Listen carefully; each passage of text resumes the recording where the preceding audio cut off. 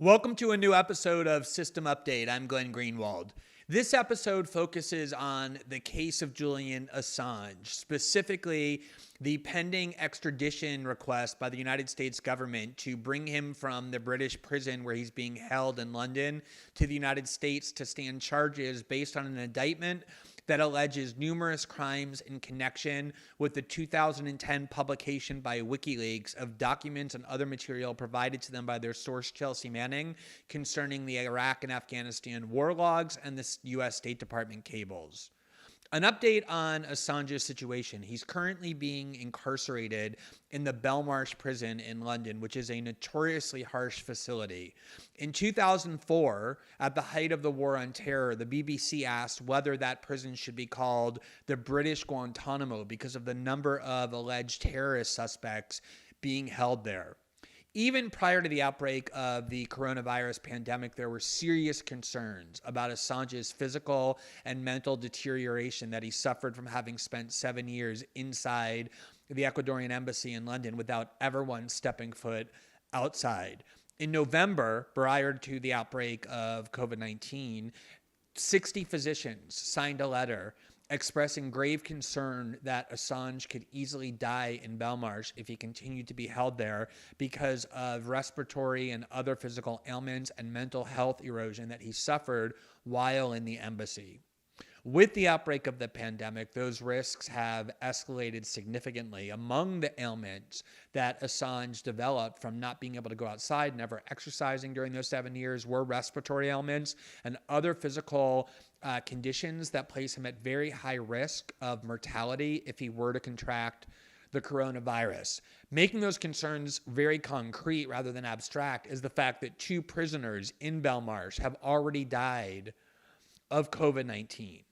There are no lawyer visits even permitted into the prison, which means that his lawyers are prevented from meeting with him to prepare for the ongoing extradition hearing. So when he has to meet with his lawyers, he's taken onto the other side of the facility, passing dozens, if not hundreds of other inmates, guards, workers, and then sitting in a common area to use the video conference facility. Despite all that, the judge presiding over his case last month denied a request by his lawyers for him to be released from prison due to health concerns pending the conclusion of his extradition hearing, despite the fact that dozens of countries around the world are releasing nonviolent prisoners who are at risk for COVID-19. A U.S. court just released former Trump attorney and convicted felon Michael Cohen on those grounds, and a separate court ordered Michael Avenatti released from his federal prison cell to spend the next 90 days in home arrest. And yet Assange remains in Belmarsh prison while these extradition charges are pending. It's crucial to remember why Assange is in prison. In April of last year, the Ecuadorian government, under very concerted pressure by the United States, the British, and especially the government of Spain, furious about Assange's advocacy for a separatist group there and his objections to civil liberties abuses perpetrated by the Spanish government against protesters, coerced and cajoled and threatened and persuaded and bribed the current Ecuadorian president, Lenin Moreno, to withdraw that 7-year grant of asylum that Assange has had going back to 2011. And as soon as Ecuador did that, the British police stormed the embassy and in an iconic video that everyone has now seen, dragged Assange out of the embassy, kicking and screaming. At the time they arrested him, there were no charges pending against him in Sweden. The investigation arising out of the complaints of 2 women of sexual assault was closed in 2017 because of an inability to pursue the case. There were no charges pending in Sweden. That case is closed. There were no other charges against Assange other than a single count of bail jumping for his having not returned to court on his court date back in 2011, but instead seeking asylum in Ecuador. So that was the only count he faced. He was found guilty quickly and sentenced to 50 weeks. The maximum prison sentence for that charge is 1 year, so essentially the maximum prison. He was sentenced on May 1st. Those 50 weeks are over. That charge has gone away as well. He served his time on the only charge that was pending when he was arrested, which is bail jumping. He's in prison solely because of one case, and that is the indictment brought by the Trump Justice Department in 2019 arising out of alleged crimes in connection with the 2010 publication of those WikiLeaks materials that the world was astonished by. It has nothing to do with WikiLeaks' conduct as part of the 2016 election. It has nothing to do with any allegations in Sweden. It has nothing to do with WikiLeaks' publications in any other matter other than the materials provided by Chelsea Manning and the publication of those Iraq and Afghanistan war materials, as well as the U.S. State Department cables. What's really remarkable about Assange's case, among many things, is the fact that it has been almost completely disappeared from U.S. media coverage, which barely ever discusses these charges. Obviously, the coronavirus pandemic has crowded out the oxygen for most stories, but even prior to that, there was barely ever any mention of Assange's case in the U.S. media. This despite the fact that the indictment against him is unquestionably and far and away the greatest threat to press freedom brought by the Trump government since Trump was inaugurated in January of 2017. It's not even a close call, and it is extraordinary to watch a U.S. media that has very flamboyantly proclaimed itself concerned about threats to press freedom, willing to defend it under all costs. The Washington Post created a logo called "Democracy Dies in the Darkness" to express this devotion to defending press freedom, and yet there's been very little coverage of Assange's case, despite the fact that there's nothing that compares to the threat to press freedom posed by it. When the indictment was announced by the Trump Justice Department in 2019, the ACLU said of it, quote, "The indictment seems to have been drafted not just to justify the prosecution of Assange, but to tar legitimate journalistic activities by association with Assange's alleged crime." Joining me to discuss why the Assange case is such a travesty of justice, why it poses such an immense threat to press freedom, and also to provide the latest details of the updates on Assange's condition and the pending extradition hearing are two highly informed guests.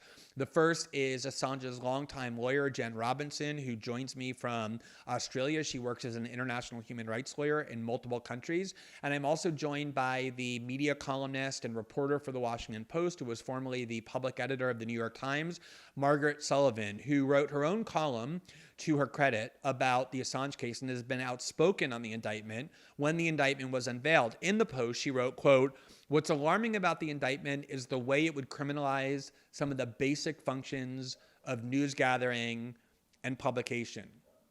And yet most of Sullivan's colleagues in the media, despite those dangers, have essentially ignored the ongoing proceedings.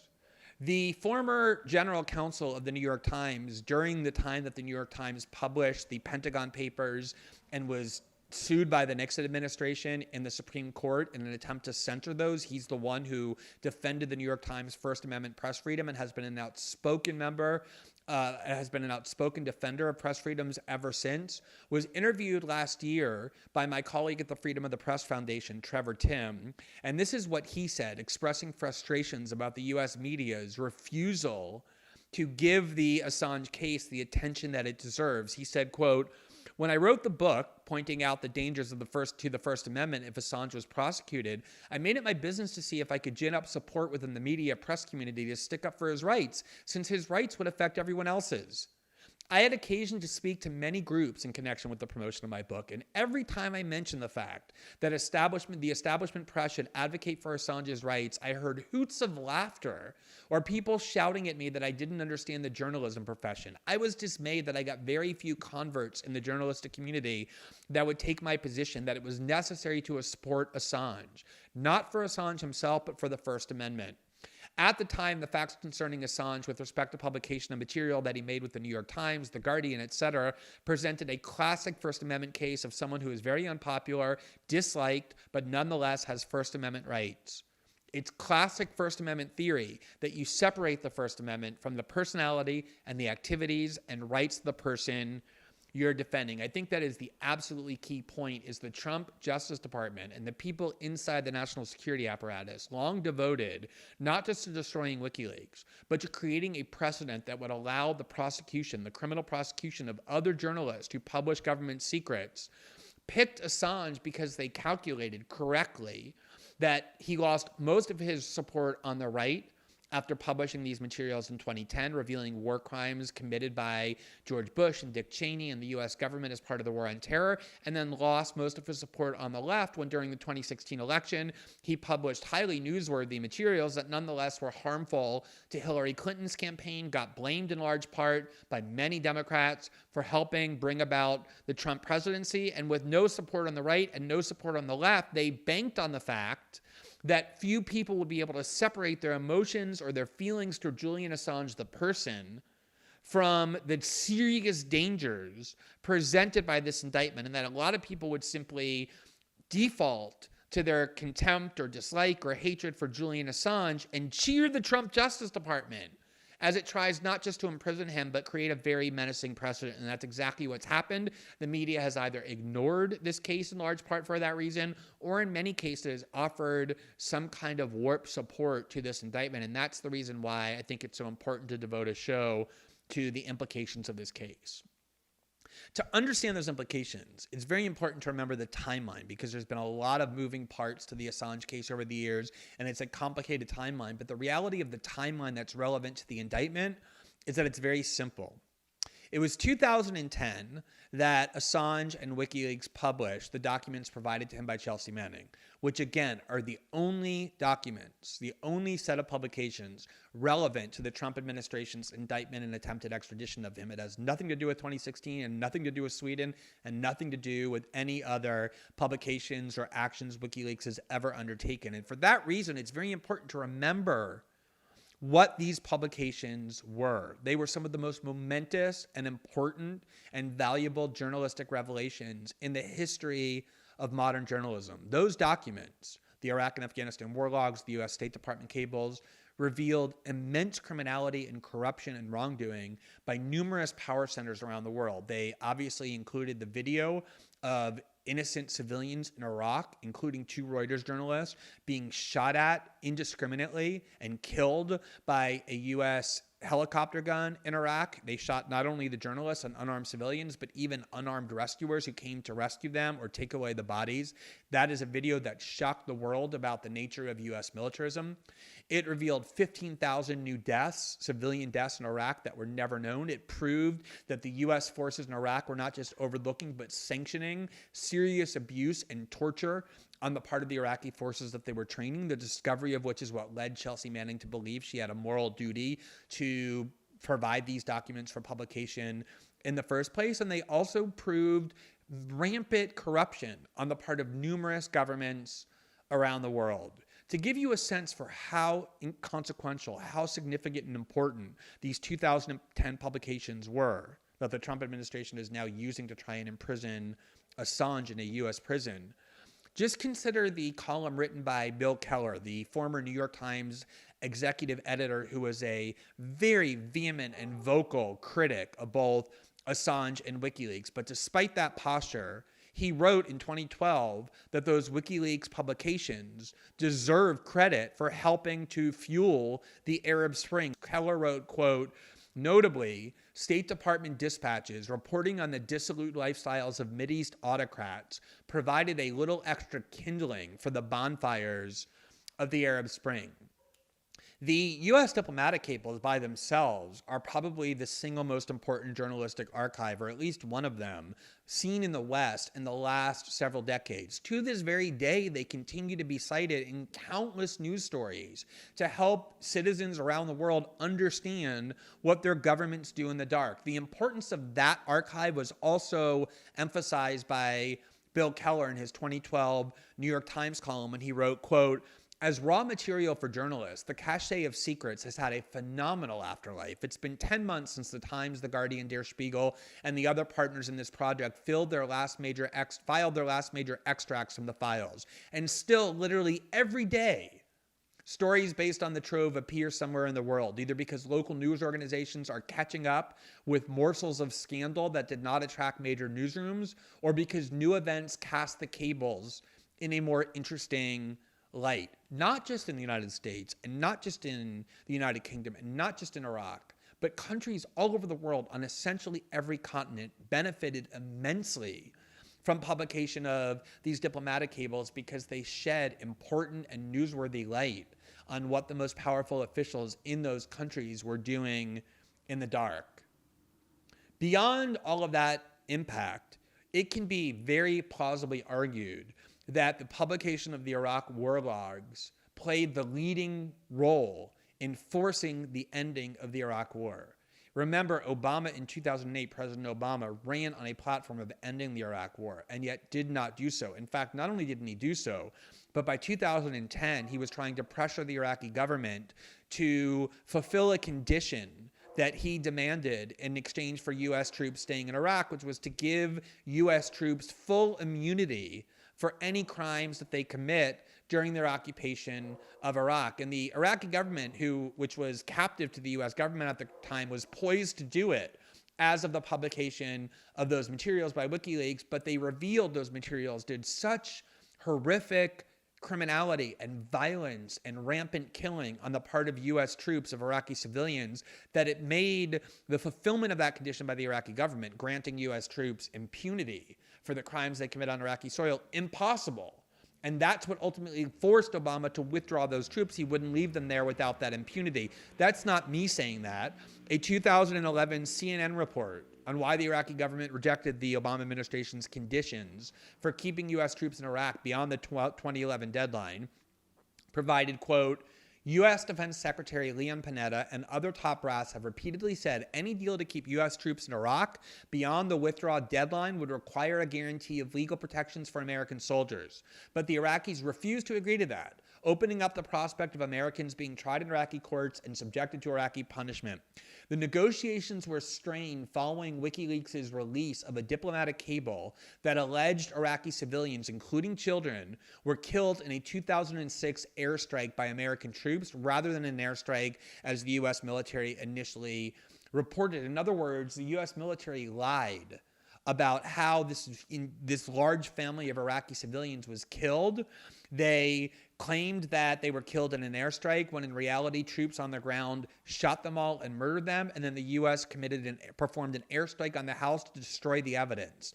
These documents, by revealing that, prevented the Iraqi government from giving the U.S. government the impunity for troops that it was demanding, forced the U.S. troops, therefore, to leave Iraq, and essentially brought about an end to the Iraq war. That was the significance, was one prong of the significance of these 2010 publications by WikiLeaks that are now the basis for trying to imprison Julian Assange essentially for the rest of his life. Those publications in 2010 won numerous prestigious journalism awards around the world. They won a journalism award from Amnesty International. Julian Assange himself and WikiLeaks were given the highly prestigious Walkie Award for Best Journalism, Best Investigative Journalism in Australia in 2011, the Australian equivalent of the Pulitzer. And it's worth remembering that WikiLeaks did not publish these documents alone. They published them in conjunction with some of the most well-regarded and long-standing and prestigious mainstream news outlets in the world, all of whom recognized how critical it was that these documents see the light of day. They partnered with the New York Times that published the Iraq war logs on the front page with blaring headlights. They published continuously with The Guardian, with El País, numerous media outlets in Latin America, throughout Western Europe and Asia, and then also in the United States. Precisely because of the significance of these publications, of how much wrongdoing they revealed on the part of the U.S. government, publication by WikiLeaks of those materials infuriated the U.S. government, and particularly the national security state, the national security part of the U.S. government. They were determined to prosecute WikiLeaks for those publications under the Obama administration. The Obama Justice Department in 2011 convened a grand jury to explore whether or not it could indict Assange and WikiLeaks for publication of those materials. And when they convened that grand jury, which subpoenaed numerous witnesses, I reported on many of those subpoenas, forced people to testify before the grand jury, they leaked to the New York Times that in order to successfully indict and criminally charge Assange or WikiLeaks for these publications, they needed to prove that he did more than just passively receive these materials and publish, because otherwise they would be criminalizing the root of investigative journalism, the receipt of secrets and the publication of those secrets. And they told the New York Times that they were looking for something additional that Assange did beyond what journalists always do when investigating and publishing secrets in order to justify criminalizing what he did in order to justify charging him with crimes, indicting him, and seeking his extradition. But in 2013, after overturning every rock they could find, after catching their source, Chelsea Manning, after prosecuting her, after obtaining her chats, her computer logs, and everything else they could get their hands on, in 2013, the Obama Justice Department concluded that it could not responsibly and reasonably charge Assange with a crime because it never found anything that he did that reporters and journalists don't do in the ordinary course of their reporting. And they were very concerned that any attempt to indict Assange would be a seriously menacing precedent to destroy press freedom. The Washington Post reported in November of 2013 on the Obama Justice Department's decision not to prosecute WikiLeaks and Assange, and it reported the rationale as follows, quote, "The Justice Department has all but concluded it will not bring charges against WikiLeaks founder Julian Assange for publishing classified information because government lawyers said they could not do so without also prosecuting U.S. news organizations and journalists, according to U.S. officials." The Post article then quoted from a former Obama Justice Department spokesman, Matthew Miller, who's now a legal analyst with MSNBC, as saying the following, quote, "The problem the department has always had in investigating Julian Assange is there is no way to prosecute him for publishing information without the same theory being applied to journalists. And if you are not going to prosecute journalists for publishing classified information, which the department is not, then there is no way to prosecute Assange."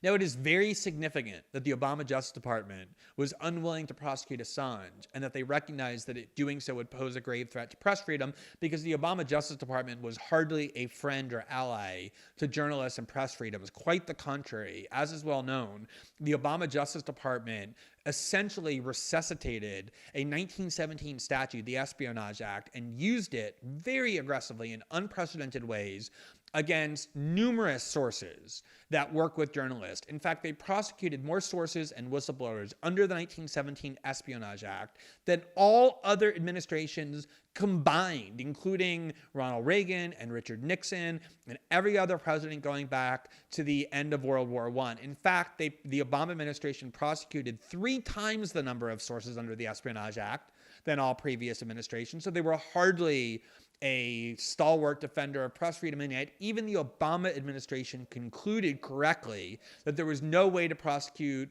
or indict Assange and WikiLeaks for these materials, because doing so would create a very serious and intolerable threat to press freedom. 5 years later, and the Trump Justice Department reaches exactly the opposite conclusion, that they are going to prosecute Assange for publication of these materials. It is vital to emphasize that in that time period, nothing has changed. Again, a lot of times people will say, well, what changed is that Assange proved that he wasn't really a journalist as a result of the 2016 publication of the DNC emails and the emails from the Clinton campaign, but the 2016 publications have nothing whatsoever to do with this indictment. It doesn't rely in any way on that. Moreover, the First Amendment doesn't just exist for journalists. It guarantees the freedom of the press, which is the disclosure and disseminating of information about the government to all citizens. At the time the First Amendment was enacted, there was no professional class of journalists. The printing press was used by citizens of all kinds, not just this privileged, professionalized class called journalists, in order to keep the government honest and bring transparency to the government. It was intended to be a right that all citizens possess. But that's not even part of the claim, anything that happened in 2016. All the information on which the indictment is now based, was known to the Obama administration back when it decided that it could not indict Assange. The argument that Assange somehow encouraged Chelsea Manning to leak information to him and therefore became a part of the conspiracy and the crime as opposed to just passively receiving journalists is all based on public information provided by WikiLeaks, encouraging people to give them classified material, all of which was obviously known in 2011, 2012, 2013. The conversation on which the indictment is based that Assange had with Manning was also known to the Justice Department in 2013 when it decided not to prosecute, because you can go back and find Politico reports and other accounts of the Chelsea Manning trial in which that conversation between Assange and Chelsea Manning were discussed, there's no new known facts between 2013, when the Obama Justice Department decided it couldn't, even though it wanted to prosecute him, and 2019, when the Trump Justice Department decided that it would. The only thing that changed is that there were key officials inside the Trump administration who were obsessed with the idea of either prosecuting journalists or destroying WikiLeaks, or both. Mike Pompeo, who was then the CIA director, in 2017 gave an extremely unhinged speech in which he said that destroying WikiLeaks was a primary priority of the Trump administration. Speaking at the CIA, he said, quote, "We have to recognize that we can no longer allow Assange and his colleagues the latitude to use free speech values against us." Pompeo also said that while WikiLeaks, quote, "pretended that America's First Amendment freedoms shield them from justice, they may have believed that, but they are wrong." And then Pompeo issued this incredible threat. He said, quote, "To give them the space to crush us with misappropriated secrets is a perversion of what our great Constitution stands for. It ends now." The New York Times reported in 2018 that soon after he took over as CIA director, current Secretary of State Mike Pompeo privately told lawmakers about a new target for American spies, Julian Assange, the founder of WikiLeaks. That same article from the New York Times added, quote, "Mr. Pompeo and former Attorney General Jeff Sessions unleashed an aggressive campaign against Mr. Assange, reversing an Obama-era view of WikiLeaks as a journalistic entity." Now, it's also crucial to point out that shortly after Trump's inauguration, Jeff Sessions made clear that prosecuting journalists was something the administration was actively considering doing, something Trump has often spoken about, which means that this indictment that they've now brought, based on no new information, not only is a fulfillment or an attempted fulfillment of their explicitly stated goal of destroying WikiLeaks and not allowing WikiLeaks to use First Amendment rights any longer to report on what they're doing, but also a fulfillment of their explicitly stated goal to create precedent that would allow journalists to be criminally prosecuted for the work that they do. So if you're a liberal and you're happy that Julian Assange is in prison and happy that the US government is trying to prosecute and extradite him, just remember, the people with whom you're standing, the people for whom you're cheering, are the most hawkish and the most repressive elements of the Trump administration. And you're also standing opposed to the Obama Justice Department that reached the exact opposite conclusion. I think it's important to mention the case in Sweden because so often people conflate that with the current proceedings, even though they're completely unrelated. It's very important to remember that at no point did Assange ever refuse to cooperate with Swedish investigators, to answer questions from Swedish prosecutors or the police, or even go to Sweden in order to confront the allegations that had been made by these two women. Quite the contrary, it was always Assange's position, as well as those of his allies and the Ecuadorian government and his lawyers, that he would get on the next plane to Stockholm as long as the Swedish government, as it had the power to do, promised that his being on Swedish soil would not be used as a pretext to extradite him to the United States in connection with alleged crimes arising out of publication of US government secrets. That was always Assange's fear, was that the US government would try and prosecute and extradite him, and it was for that reason that he sought asylum in the Ecuadorian embassy. Not because he was afraid of going to Sweden. He wanted to go to Sweden, and he should have gone to Sweden. We all have an interest in having those allegations by those two women investigated and his denials investigated to see who was telling the truth. The problem with the Swedish case always was his concern, obviously now vindicated, that the US government wanted to prosecute and seek his extradition and that his going to Sweden could put him at risk for doing so. And it was the Ecuadorian government that also said the minute the Swedish government promises not to do that, we will withdraw the asylum and force him to go to Sweden. The fault for the fact that that case closed, not with an exoneration, but because they couldn't pursue the case because he was in the embassy for so long, lies with both the US government, which refused to promise not to seek his extradition in Sweden, and the Swedish government, which refused to make that promise as well. In all cases, that case is now closed, has nothing to do with the current indictment. With regard to the charges themselves, it's very important to understand the charges currently pending against Assange, what they do say and what they don't say. When the indictment was first announced, the Justice Department did something very deceitful. It released a press release that highlighted in the headlines in the first paragraph that Julian Assange was charged with helping Chelsea Manning break passwords and to hack. And that created the appearance, the false appearance, which to this day, not just ordinary citizens, but many journalists on this beat believe that Assange actually collaborated with Chelsea Manning to break into the US government databases in order to get those files. And many people say, look, once you do that, once you help your source hack, you're no longer a journalist and now you're a criminal. That may be true, but that isn't what Assange did. It's not even what he's alleged to have done. The claim that he helped Chelsea Manning hack into a password is not a claim that he helped Chelsea Manning get access to the documents that ultimately ended up being leaked. Chelsea Manning already had access to those databases by virtue of her work in the US military as a private. She was able to get those materials, those documents, without any help at all. Her password that she already had enabled her to do that. Assange was trying to help her crack a password so that she could get these materials without getting caught. Helping your source not get caught is not only the right of journalists, it's the duty of journalists. Every journalist has the obligation to help their source not get caught. And all journalists, good investigative journalists, do that routinely. Imagine if a source calls you on an open telephone line and you're a journalist and says, I have very sensitive material I want to give to you. The first thing you're going to say is, don't use an open telephone line. Call me on an encrypted program like Signal instead, because I want to help you not get caught. If you go to the websites of virtually every major newspaper in the West these days, the New York Times, the Washington Post, the Guardian, Der Spiegel, El País, everyone, Le Monde, it has information that it is both encouraging sources to provide classified information, saying if you have classified information, bring it to us. And it also provides detailed instructions about what the source should do in order to avoid getting caught.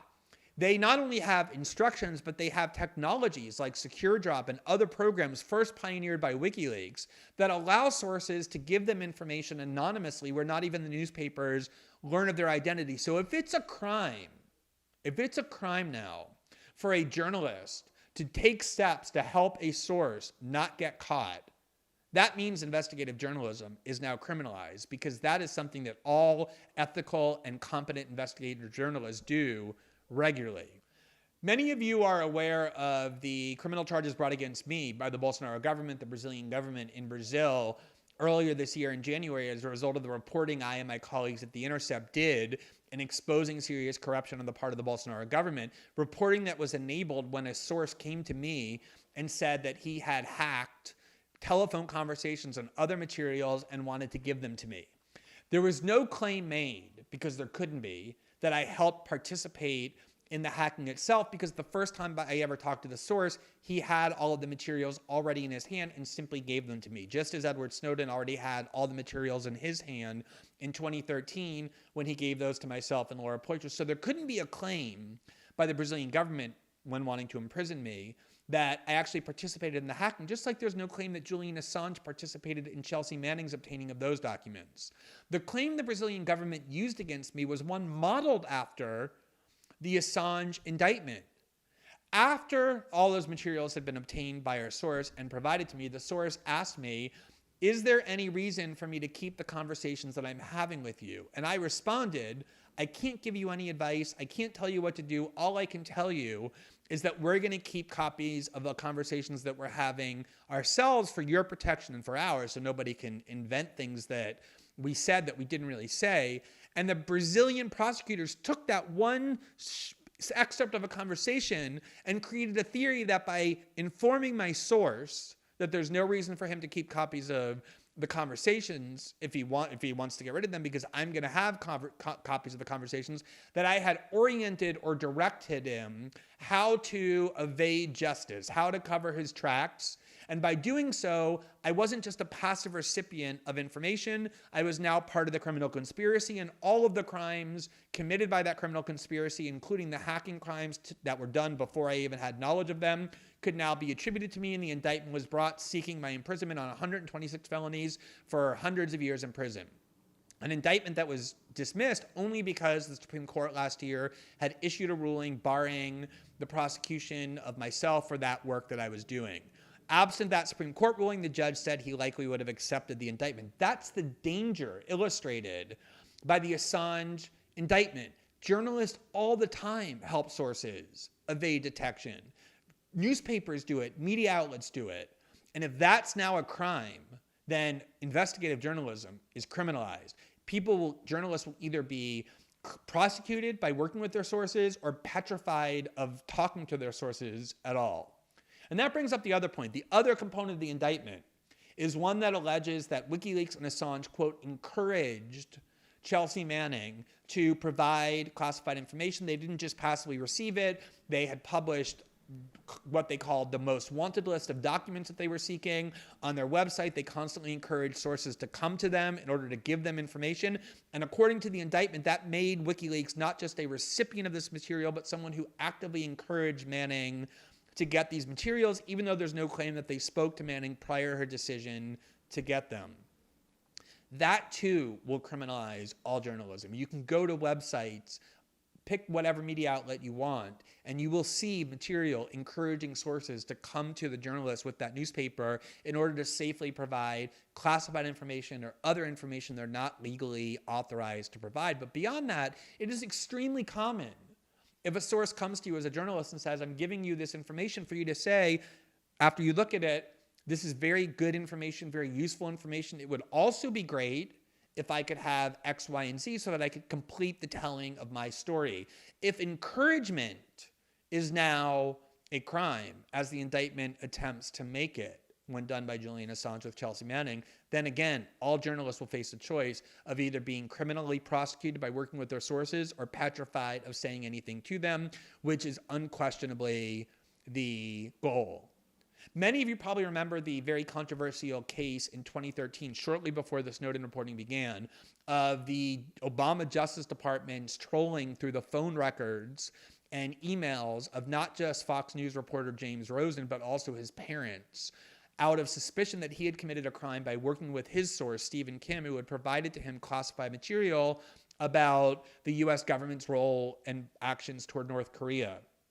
And when the U.S. government had to justify why they wanted to troll through James Rosen's phone records, a reporter, they created a theory that he actually aided and abetted his source, that he didn't just passively receive information, but actually aided and abetted it, encouraged them to do so. And the theory they used against Rosen was very similar to the one the Trump Justice Department is now using against Assange, namely that he encouraged Stephen Kim to provide more information. As Eric Wemple, the Washington Post media reporter, wrote in 2019 when condemning the Assange indictment as a danger to a free press, he analogized it to the James Rosen case, and he wrote, quote, an FBI agent said in the affidavit that the Fox News reporter, quote, asked, solicited, and encouraged Mr. Kim to disclose sensitive United States internal documents and intelligence information. The reporter did so by employing flattery and playing to Mr. Kim's vanity and ego.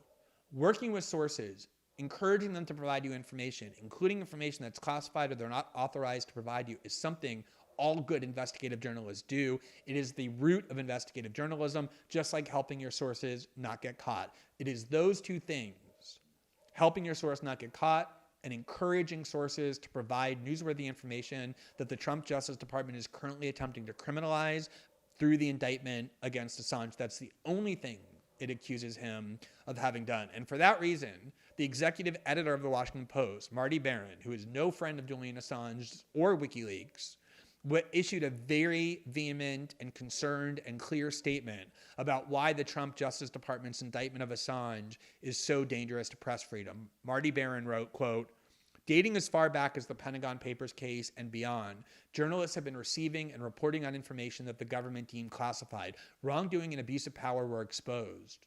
With the new indictment of Julian Assange, the government is advancing a legal argument that places such important work in jeopardy and undermines the very purpose of the First Amendment. The administration has gone from denigrating journalists as, quote, enemies of the people to now criminalizing common practices in journalism that have long served the public interest. So while U.S. media outlets have largely ignored the Assange proceedings, the ones who have, to their credit, weighed in and spoken out about this indictment have almost uniformly said that this indictment of Assange and WikiLeaks poses a danger not just to WikiLeaks and Assange that's unjust, but to all of us who do investigative journalism, because it seeks to justify the criminalization of the root of investigative journalism and to create a precedent that can be used to prosecute journalists not just here in the United States, but for the U.S. government to do that against any journalist anywhere in the world. Remember, Assange is not a U.S. citizen, did not work with a U.S. media outlet, and barely has visited the U.S. None of the crimes, the alleged crimes, were committed in the U.S. The U.S. government is asserting universal jurisdiction to reach over to any journalist anywhere in the world that reports on it in a way that it doesn't like and prosecute them for doing so. And that is what makes this Assange indictment so dangerous and such a threat to core First Amendment freedoms. Joining me to discuss that now are Jen Robinson, Assange's longtime lawyer, and the Washington Post media columnist, Margaret Sullivan. I hope this episode provides not just a lot of information about the latest developments in the Assange case, but also the reasons why it deserves so much more attention than it has gotten so far. Enjoy. Joining me now to discuss all aspects of the Assange case is Julian Assange's longtime lawyer, Jen Robinson, who is speaking to us from Australia. Jen, hope that everything is great with you and that you're staying safe. And thanks very much for taking the time to talk to me. You're very welcome, Glenn. Good to speak to you. Yeah, you too. So prior to the outbreak of the coronavirus pandemic in November, 60 physicians signed a letter expressing serious concern that Julian Assange's health was being endangered and that he actually might die as a result of the conditions in which he was being imprisoned at Belmarsh in the United Kingdom. Obviously, since then, with this pandemic, the health concerns for Julian have intensified because of prior conditions that he has that makes him more vulnerable to the virus. There was a bail application or a request for bail in light of the pandemic made, and it was denied on the 25th of March, so he's still in prison. What can you tell us before we get to the case itself about how he's doing in terms of his physical and emotional and mental health? Well, first of all, of course, we've had very serious concerns about his health as a result of the many years he's now spent in isolation. Let's not forget that since the end of 2010, he's been under some form of restriction on his liberty, whether that was first in solitary confinement in prison, then under house arrest for many years, then 7 years inside the embassy. So before he was arrested and taken to Belmarsh, he was already in incredibly difficult circumstances, not having been outside for so many years, not being able to get adequate access to sunlight, to exercise. And of course, now that's been compounded by his time inside the embassy. This is again exacerbated by the conditions in which he finds himself inside Belmarsh. So in isolation, he was on the healthcare ward for a very long time. He's mainly isolated from prisoners in his prison cell for up to 22 hours a day. This is very serious. And now with COVID, you have someone who has pre-existing, for example, lung conditions as a result of many years of isolation. We know that he would be at very high risk if he was to contract COVID. There's been a number of deaths inside Belmarsh prison. And this is a situation that is incredibly serious. And so it's difficult for us. We're not allowed to visit him anymore with the lockdown. We cannot have prison visits. So we're restricted to when he's able to call us, which is very infrequently.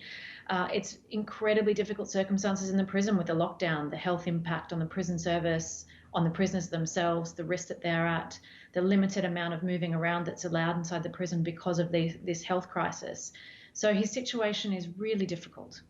It's interesting because I've been writing about prison conditions in the U.S. for a long time, where prolonged solitary confinement is very widespread. As you know, I wrote a lot about the Chelsea Manning case, who also was WikiLeaks' source, and she was kept in very abusive conditions. And then Julian as well hasn't been outside, as you say, for 7 years. And for a long time, people would sort of mock the idea that those conditions are unhealthy or dangerous or repressive for people's physical and mental health. And because of this pandemic, I think we're all now seeing, even though it's only been a few weeks for most people, being in isolation, how difficult it actually is. And that's being with your family for a lot of us, being in your home, as opposed to being kept in an extremely confined place like a prison or even the embassy. So let me ask you about the case itself. As a lot of people know, he was in the embassy because he was concerned that if he went to Sweden to be interrogated in connection with an investigation, that he would be then sent on to the U.S., and the Swedish government refused to promise that he wouldn't be extradited to the U.S. That case has now been dropped. The investigation has been closed, and the reason he's in prison is because of an extradition, well, in the first instance, because of a sentence of about a year for bail jumping, but then mostly because of an extradition request from the Trump administration, the United States, to try and prosecute him for crimes relating to publishing, not in connection with the 2016 election, but the 2010 publication of the Iraq and Afghanistan war logs and the U.S. diplomatic cables. The irony for me is that in 2011 and after, the Obama administration really wanted to prosecute Julian Assange and WikiLeaks in connection with the publication of those documents, but concluded that there was no way that it could do so consistent with the Constitution and without creating legal jeopardy for the newspapers like the New York Times and the Guardian that published the same documents. Then suddenly the Trump administration makes a different decision, which is to bring an indictment based on that same set of events.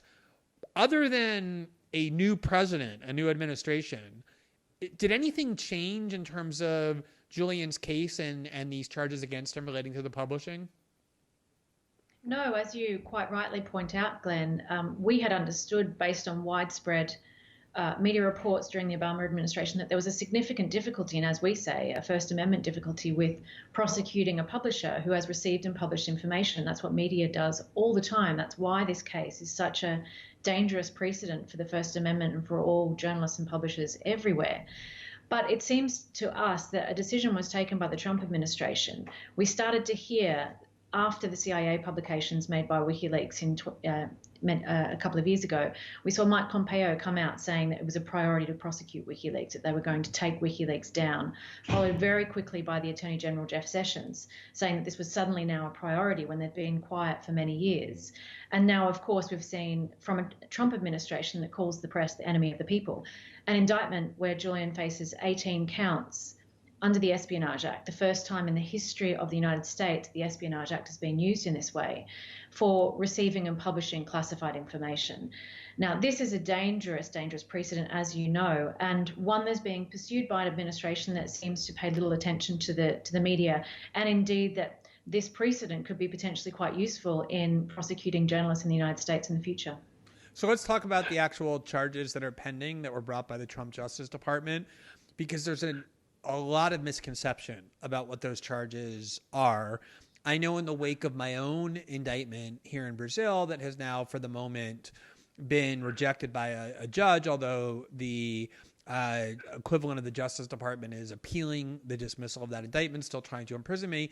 I talked to a lot of reporters in the aftermath of that as they were writing about it and brought up the Julian Assange case, or they did, and they thought incorrectly, even people like cyber reporters from major newspapers, that the allegations against Julian were that he tried to help his source hack into databases in order to obtain new documents beyond what she had provided him, and therefore was acting as a hacker rather than a journalist. And they would say things like to me, well, isn't that case completely different, since there he was trying to actually help her hack, and nobody thinks hacking is a crime. So could you clarify that very widespread myth? And I'm talking about a myth pervasive among many in the U.S. media and people who are supposed to be informed about these matters, and explain exactly what the theory is that the U.S. government is relying upon to indict Julian and then try and extradite him from the U.K. Well, this misconception that you've just very accurately outlined, Glenn, was started because of the Department of Justice press release that went out around the time of his arrest, which was that Julian Assange was being prosecuted for hacking. Now, there is no allegation of hacking on the indictment, none whatsoever. It is an absolute misconception. What the allegation is that an allegation at its highest, because it's not even proven what happened, is that he had communications with Chelsea Manning and discussed how Chelsea Manning might be able to access the material in a way that would protect her identity. Now, even if that were true, and we can't accept that because it hasn't yet been proven, even if that were true, that is the kind of conversation that journalists have with their sources all the time. There is no allegation that he tried to hack US government material. There is no allegation that he unlawfully accessed US government computers or systems. It is simply that he had a conversation with Chelsea Manning about how to protect her identity. That is what journalists... And that conversation that he had with her allegedly about how to protect her identity, that conversation occurred before or after she had provided to WikiLeaks the documents that WikiLeaks ultimately published?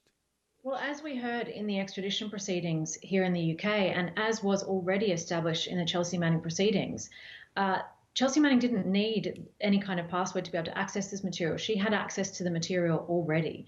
So it's not even a question of Chelsea Manning having access material that she didn't have access to.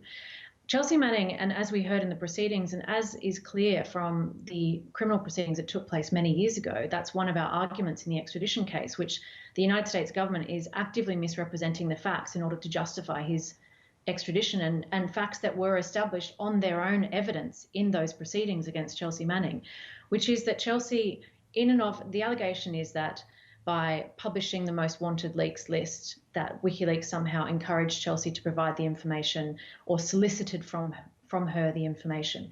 Chelsea Manning says, of her own accord, I did this myself. I chose to give this information. I did it because of my conscience.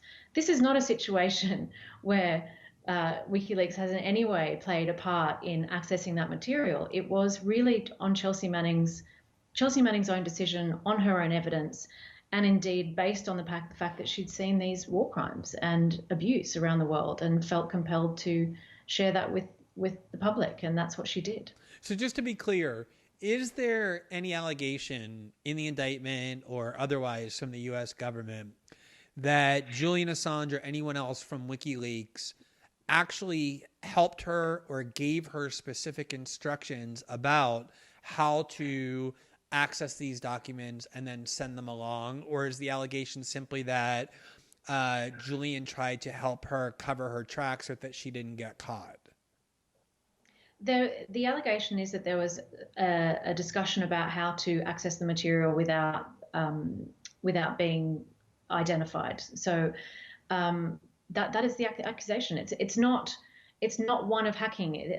There's this misconception that Julian somehow assisted Chelsea Manning by accessing the material. That is just simply not the case, and not even on the face of the indictment. Because she had access given her position in the military. Precisely. So let me ask you about the nature of the proceedings and where we are in terms of the proceedings. So as I had alluded to earlier, once the combination of the U.S. government, the British government, and the Spanish government coerced / cajoled / bribed / bullied / persuaded the Ecuadorian government to withdraw its asylum request and enabled the British police to go in and remove Julian from the embassy, the only charges at that time that were pending against him were for bail jumping from the time when he was released on bail and instead of going back to his court date, sought refuge under his rights under international law for asylum with the Ecuadorian government. He then returned to court once he was removed from the embassy, stood trial, I suppose, or was charged with bail jumping and sentenced to, if my memory serves, about a year in prison. That's right. So he's now in prison. Has that prison term been, has that expired? And where are we in terms of the extradition proceeding, which you and his other lawyers are actively resisting? So, as you know, in April last year, he was arrested after an agreement between the Ecuador and the UK that he would be removed from the embassy. There was an initial arrest warrant, which was then, we received the superseding arrest warrant sometime later, which is the 17 additional counts under the Espionage Act and 175 years in prison, all related, as you've explained, to the 2010 publication. So the Afghan war logs, the Iraq war logs, and the publication of the diplomatic cables. Now, Julian is resisting extradition. He has been in prison since April last year, having first faced proceedings for entering the embassy and seeking asylum. He was sentenced to a year in prison, of which he served half. And since that time, he's now being held in prison in the high security prison down in Belmarsh on remand in respect of the extradition proceedings. So there are no more charges pending against him. He served his time for bail jumping. The case in Sweden is closed. The only thing that's keeping him in prison is the extradition request by the U.S. government seeking to extradite him so that he has to stand trial for crimes relating to the publication of those documents. Is that accurate? Exactly. So Julian Assange is now in a high security prison in conditions which are quite close to solitary confinement, where he is at serious risk of contracting COVID simply because of an indictment from the Trump administration in respect of publications for which he's been nominated for the Nobel Peace Prize, publications for which he won the Walkley Award for Most Outstanding Contribution to Journalism. That's how stark this situation is. And it's really important to underline those facts, because I think people get lost in the many chapters of this case over the past 10 years since I've been working on it. And breaking it down and reminding people about what this situation actually is so important. That's how stark it is. And that's because of the the Trump administration. So let me just to as the last kind of area to cover, you said earlier that you regarded this as a grave danger to press freedoms. And a lot of times when people say that, the response from those who support the Trump administration's attempted prosecution of Julian Assange, which ironically or revealingly includes many American liberals who are so angry at WikiLeaks' publication during the 2016 election of true documents that led to the termination of 5 top Democratic National Committee officials, that they're actually standing behind and cheering the Trump administration in what is, in my view, and I think you said earlier, for sure, the most serious threat to press freedom in the 3.5 years of the Trump administration. Can you explain exactly why it is that it is a threat to free press? Because in general, when you say that, what people will respond with who want to defend the Trump administration is, number one, Julian's not a journalist and therefore this can't be an attack on press freedom. And number two, he attempted to help her crack a password for whatever reasons. And that's not something journalists typically do. That's not really journalism. So as long as journalists don't help sources hack passwords, then they'll be fine. And therefore, this isn't a dangerous precedent for professional journalists. What is your view on those arguments? Well, first, the debate about whether or not he's a journalist, it doesn't matter. The First Amendment applies anyway. The First Amendment applies to everyone, and it certainly applies to publishers and editors, which is the position that Julian Assange is in. So seeking to make a distinction between him and the New York Times is, as the New York Times' own general counsel, David McCraw, has been saying for years, in respect to the 2010 publications, it is very difficult, if not impossible, to draw a distinction between what the New York Times did and what WikiLeaks did. And why does he say that? This indictment involves receipt and publication of classified information. It is not just an accusation about what communications were or did not take place with a source. It absolutely covers straightforward news gathering activity. The New York Times, the Washington Post have all said that this indictment criminalizes public interest news gathering activities that all of the newspapers engage in all the time. Now, looking at your case, Glenn, we have been warning since 2010, before this indictment ever came about, that the prosecution of Julian Assange would put at risk the entire media, because you cannot distinguish between what WikiLeaks does in talking to a source, receiving information from a source and publishing it, what journalists do all day, every day. The case theory that's being run by the United States is that by having communications with a source about protecting their identity, he is somehow complicit in the act of the source, complicit in a criminal conspiracy with the source. That is a dangerous, dangerous precedent, because it's what journalists do all the time. It's the same precedent that we have been warning about, that when we heard from Brazil that you were going to be prosecuted on a very similar case theory, it was the worst I told you so, because it's exactly what we've been warning about. This will send chills, not just for all national security reporters in the United States, but journalists and publishers everywhere, because not only are we talking about someone who as Alan Rusbridger said, when he talks about Julian's case, Julian did, in his communications with Chelsea Manning, talking about protecting her identity, did what all journalists do, good journalists do, and indeed what honourable journalists are duty-bound to do, which is to talk to journalists as sources about how to protect their identity. But not only is this case dangerous because of the precedent we'll set in the United States, this is a case where the United States is seeking to apply the Espionage Act extraterritorially. So for you sitting in Rio de Janeiro, or for a journalist sitting in Europe, anywhere in Europe, if you receive and publish truthful information about the United States, you could face extradition and prosecution in the United States for having done that. Yeah, it's worth reminding people that, unlike me, for example, sitting in Brazil and publishing information about the United States government, which I in fact did during the Snowden years of doing that reporting, Julian's case is even more removed because, unlike me, who's an American citizen, working with a U.S. outlet, both at the time and now, Julian's not a U.S. citizen. He's never been a U.S. citizen. I think he's been to the U.S. 1 or 2 times at the most. That's right. He never worked with a U.S. media outlet. And so aside from all the merits of it, right, this is a case where the U.S. government is saying, if you're a journalist anywhere in the world with no relationship to our country, not one of our citizens, not on our soil, not working with an outlet that's based here in the United States, if you report on us in a way that we don't like, we can grab you from anywhere in the world and drag you to the United States, a country that you never came to or wanted to be in or agreed to be in, and put you in prison here for having done that. And I think it's really important to make this point because that is the precedent that is being set. And just because they're going for him doesn't mean he's going to be the last. Now, I think it's really important to reflect too on the information that came out as a result of these publications. The United States has incredible influence all over the world. What the United States does, its foreign policy, affects all of us. And the revelations that were made by WikiLeaks showed the abuses that were taking place all over the world. Whether we talk about during the Iraq War, as Julian said when he was publishing the Iraq War logs, he said, well, if lies can start the war, then perhaps the truth can stop it. And the evidence of abuse that was published by WikiLeaks, and I believe it was you that reported on it, Glenn, that evidence caused such controversy that the Iraqi parliament decided to withdraw immunity for US troops in Iraq, and that effectively ended US involvement in Iraq.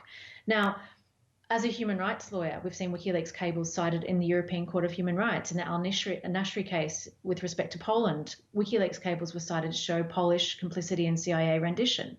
These are really important revelations that have been not just important in terms of journalism, and have won numerous journalism awards the world over, but are being used by lawyers like me in cases around the world to demonstrate and hold governments to account for human rights abuse. That is why Julian Assange is sitting in a high-security prison in Belmarsh in London for having revealed that information. And it's not just me as his lawyer who's saying this. James Goodale, who was the lawyer for the New York Times during the Pentagon Papers, has called it a grave threat to the First Amendment. You've had the Freedom of the Press Foundation say it's the most terrifying threat to the First Amendment of our generation, of our time. Now, that's why he's in prison. And the injustice of it is just so stark. It's amazing to me that it doesn't cause more consternation amongst fellow journalists in the United States.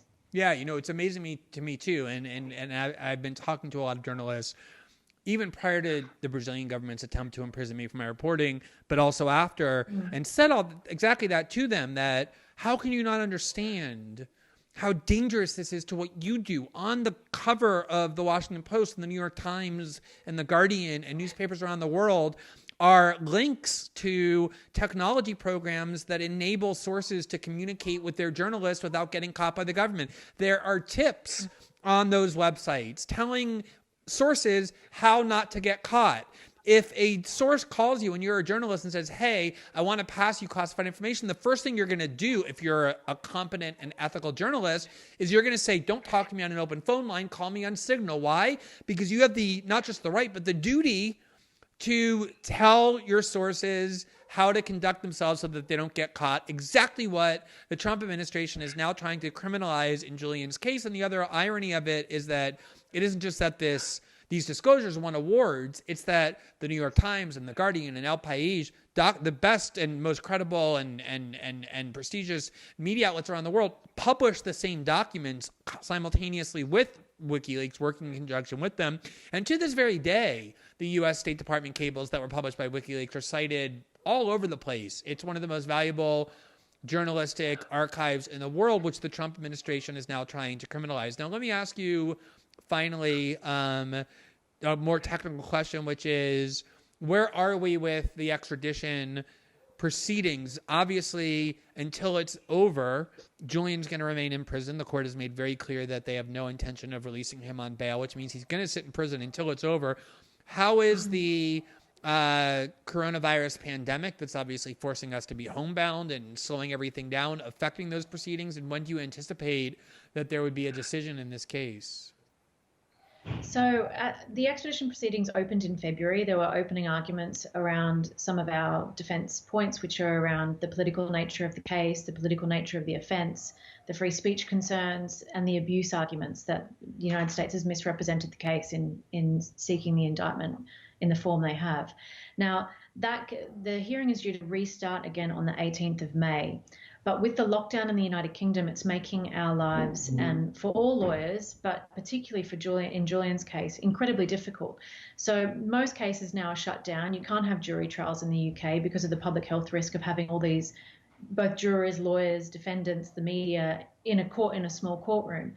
But at the moment, the judge is pressing ahead, and that's incredibly problematic for us because not only is it impossible to access Julian to be able to prepare the case, we have had non-stop problems with getting sufficient time to meet him in prison, sufficient time to properly consult him on the evidence. We weren't allowed to take papers in to give to him for him to review for a long time, to the point where Gareth Peirce's solicitor had to threaten judicial review against the prison authorities just so we could get him the papers he needed to prepare his defense. And now we can't have visits with him at all. And so there's a number of factors that are coming into play, both the fact that we can't get sufficient time with him to prepare the defense. Witnesses from around the world are not going to be able to travel. There's a public health risk of all of the people that are going to be jammed into the courtroom. I mean, I had another trial that was due to run in March, which was adjourned because the judge said, look, we can't possibly run this case with witnesses from around the world with the public health risks that we're facing. And yet we're sort of trolling towards this date at the moment. It is a really serious situation for someone who, as we said, is in prison because of publishing material that he's been nominated for the Nobel Peace Prize. He's been denied bail. He's been kept in conditions where his health is at risk. It doesn't, it's really unclear as to whether the hearing will be able to go ahead and to continue in May or whether it's going to have to be put off to later in the year. And again, that's just going to extend the period in which he spends in prison. But at present, it's impossible for our specialist extradition team and for us, for me as counsel to WikiLeaks, to be able to properly prepare for his defense because we can't access him. So it's a very serious and difficult situation.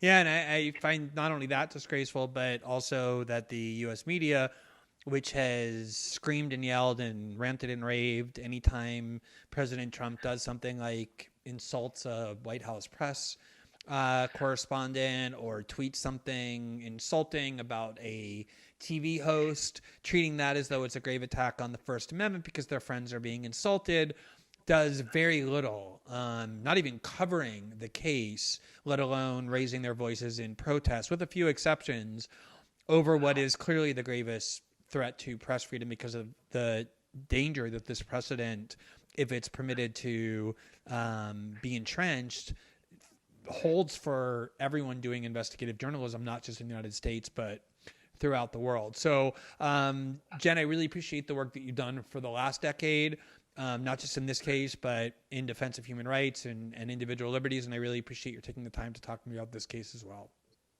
You're very welcome, Glenn. Thanks for your time. All right, Jen, thank you. Joining me now to talk further about the Assange case is the media columnist at the Washington Post. She was also formerly the public editor of the New York Times, where she covered media coverage and issues there as well. Margaret Sullivan. Margaret, thank you so much for taking the time to join me. You're welcome, Glenn. Good to see you. Yeah, good to see you as well. So I want to begin by asking you about the area about what you write most, which is media coverage, and specifically whether you think that there has been sufficient media coverage given to the prosecution and the attempted extradition and the ongoing proceedings relating to Julian Assange. Obviously, with the pandemic, that has crowded out the oxygen for most issues, including this one. But even prior to it, it seems to me at least that there hasn't been very much media coverage paid. There, you wrote an article, your colleague Eric Wemple wrote an article, the Washington Post itself manifested through the executive editor Marty Baron, which I think was more an exception rather than the rule. But aside from even just the denunciations, in terms of news coverage itself, do you feel it's been adequate given the magnitude of the impact and dangers posed by this indictment? I don't. I mean, it's really surprising in some ways that, or maybe it's not surprising, but it's regrettable that there's been so little attention paid to this. And this certainly predates the coronavirus, the epidemic, and all of the news coverage being so focused on only one story, it seems. But last spring, when all of this was happening, and with more recent developments, there's been very little attention paid. And of course, I have a theory about why that's the case. Well, that's actually what I was going to ask you.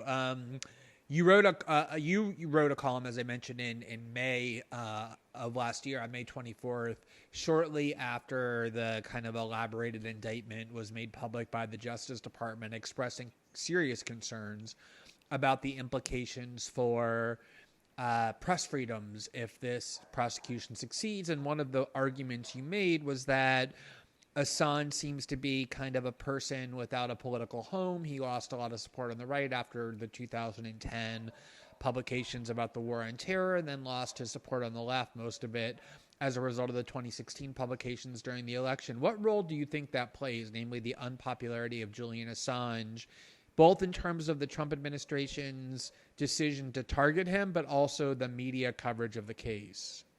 Yeah, I do think it plays a huge role. I mean, it is an unspoken, unwritten, unacknowledged role, but I do think that the fact that many journalists feel as if Julian Assange is not the person that they want to ally themselves with. They don't want Julian Assange to sort of represent publishers or journalism writ large, and don't want to. I mean, again, I don't think it's even acknowledged, but he's seen as unlikable. He's seen as a wild card, or worse. Very critical views of him across the spectrum at different times. And I think as a result, where we might be giving a lot of attention to a journalist at a mainstream news organization, not just in the United States, but internationally, who was undergoing similar kinds of prosecution, Assange doesn't seem to attract that kind of sympathy. Yeah, it's interesting just from my own personal experience. I mean, I'm not necessarily the most universally beloved figure among American journalists, mainstream journalists, and yet when the Bolsonaro government in January tried to indict and imprison me, I feel like there was ample media attention and virtually unanimous defense of my press freedom rights in a way that we haven't seen at all in the Assange case. And I wanted to ask you specifically about something you wrote in that May column where you said, quote, Julian Assange is such a divisive, even hated figure that a strawman argument often comes up when he is threatened with prosecution. Assange isn't really a journalist, goes this thinking. So journalists and others who care about press rights shouldn't be worried about what happens to him. And then you wrote, in this case, nothing could be further from the truth. I wanted to ask you about that passage. Do you say that nothing could be further from the truth because we shouldn't care if Assange is a journalist or not, since press freedoms are available to all citizens, not just this professionalized privileged class called journalists? Or are you saying that because you believe, at least in the 2010 publications that serve as the basis for the indictment, he was in fact acting as a journalist, or both? Well, probably a little bit of both, but certainly what worries me the most, and what I think other journalists and the public, if they would focus on it, would be concerned about, is that the kinds of things that Assange did to get information come pretty close to the same kinds of practices that highly respected mainstream traditional journalists use. For example, cultivating your sources, using encryption, other kinds of practices that are, these days not only common practices but best practices. So, so there's actually a much closer connection than many want to agree to. And I just like to add one other thing. Whenever I've written about Assange, and I have a number of times over the years, the response from people is absolutely unhinged. And I'm talking not about journalists now, but kind of ordinary citizens. He seems to inspire this kind of craziness, is all I can say. At different political stripes at different times. But I guess there's just something about Assange that creates this enmity and really emotional response in people that doesn't really seem completely tied to reality. Yeah, and as somebody who's defended freedom of speech for a long time, first as a lawyer and then as a journalist, I mean, it's always, or at least often, the tactic of governments that want to create precedents to erode freedom to purposely pick somebody who's very polarizing, very unpopular, hoping that people will allow the emotions they feel about the person to flood the more rational assessment of what the dangers are of that prosecution. I think that's a lot of what's going on with the Assange prosecution. But let me ask you about the specifics itself, because one of the things that you wrote in your column and that you just alluded again to now is, quote, "What's alarming about the indictment is the way in which it would criminalize some of the basic functions of news gathering and publication." And you talked about prior celebrated cases of mass leaks like the Pentagon Papers and the Snowden reporting, and the New York Times exposure in 2005 of the Bush-Cheney domestic wiretapping program, all of which won Pulitzers. And you wrote, quote, "That kind of reporting, perhaps the most important journalism there is, may have become an endangered species with the new indictment of WikiLeaks co-founder Julian Assange under the Espionage Act." That's a pretty serious condemnation, a serious concern about the implications of this indictment. Why do you think it renders the most important kinds of investigative journalism an endangered species if it's permitted to succeed? Well, if we decide that journalism is criminal, we're in big trouble. That's the shorthand for it. It's wrong, in my view, to prosecute journalists by using the Espionage Act. And this, as you know, predates the Donald Trump administration and certainly came to fruition in the Obama administration, in which it became a common practice. And I think it's a faulty and a wrong practice, and it shouldn't happen. This is, I think, the most extreme case of it. So just as the final question, the response that people make when people say that is the following. Because what happened was, when the Justice Department first announced the indictment, but prior to actually disclosing the full indictment in May, in April, when Assange was dragged out of the embassy by the London police after Ecuador withdrew its asylum, the Justice Department issued a press release that made it seem like what they were saying was that Assange actually helped Chelsea Manning, the WikiLeaks source, hack into the databases of the military to steal the documents. That's the impression they created with the press release that to this day, many people, journalists who cover the story, believe happened. And what actually happened was he helped her try and crack a password so she could avoid detection, basically source protection. She didn't need his help to get the documents. She already had the documents by virtue of her status as a member of the military. So the theory of the indictment is that Assange committed a crime. He didn't just passively receive documents. He committed a crime by helping his source evade detection, which all major media outlets, including the Washington Post, do. You can go to the Washington Post site and read tips to sources about how to leak to the Washington Post without getting caught. And the other theory is that WikiLeaks encouraged sources to break the law by publishing things on their website, encouraging people to give documents to WikiLeaks, which, again, all newspapers, you can go to the New York Times and say, help us do journalism, leak to us. Is it fair to say, in your view, that what he's accused of doing, namely helping a source evade detection through cracking that password and encouraging people to provide documents to WikiLeaks, is now a common practice in journalism? I mean, are those really things that journalists routinely do?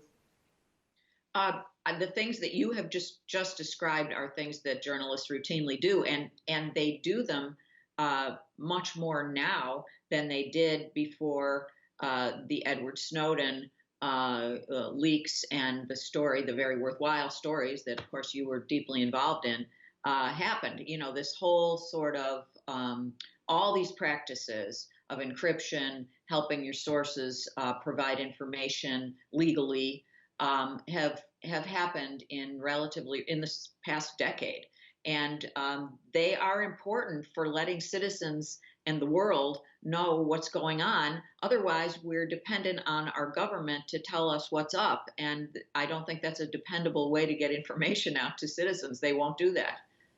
Well, Margaret, let me thank you. First of all, you've been a very consistent and principled defender of press freedom for many years, going back to the Obama administration and before, defending press freedom without regard to which party or ideology it helps or hurts. So I really appreciate that. You were also a voice defending our rights with the Snowden reporting. And thank you as well for taking the time to talk to me about what I think is an incredibly important case not getting enough attention. Thanks very much. I'm glad you're giving it this attention, Glenn. All right, Margaret. Thank you. Thank you. Bye-bye.